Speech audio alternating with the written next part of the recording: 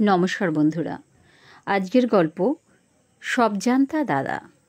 লিখেছেন সুকুমার রায়।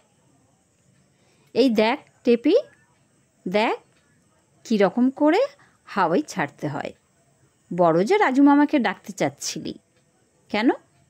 রাজু মামা না হলে বুঝি হাওয়াই ছোটানো যায় না? এই দেখ। দাদার বয়স প্রায় 10 বছর হবে, টেপির বয়স মোটে 8। অন্য অন্য ভাই বোনেরা আরও ছোট, সুতরাং দাদার দাদাগিরির আর অন্ত নেই। দাদাকে হাওয়াই ছাড়তে দেখে টেপির বেশ একটু ভয় হয়েছিল, পাছে দাদা হাওয়াইয়ের তেজে উড়ে যায় কি পুড়ে যায় কিংবা সাংঘাতিক কিছু ঘটে যায়।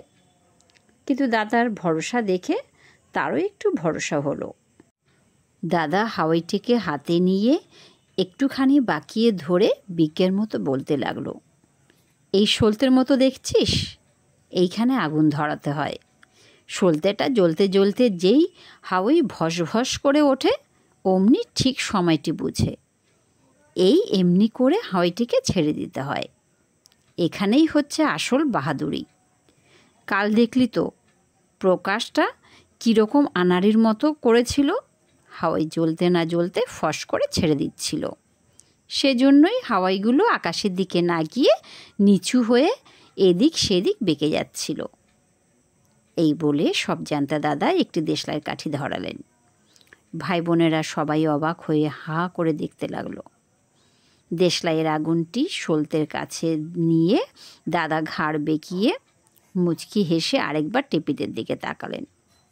ভাবকানা এই যে, আমি থাকতে রাজু মামা ফাজু মামার দরকার কি?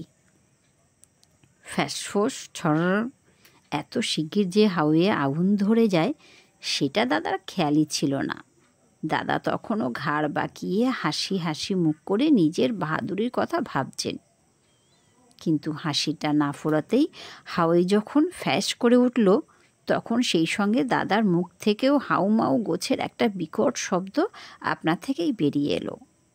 আর তারপরেই দাদা যে একটা লম্ফ দিয়ে এলেন, তারপর দেখা গেল যে ছাদের মাঝখানে চিৎপাত হয়ে অত্যন্ত আনাড়ির মতো হাত পা ছুটছেন। কিন্তু তা দেখবার অবসর টেপিদের হয়নি, কারণ চিৎকার আর লম্ফভঙ্গির সঙ্গে সঙ্গে তারাও কান্নার সুর চড়িয়ে বাড়ির ভেতরের দিকে রওনা দিয়েছিল।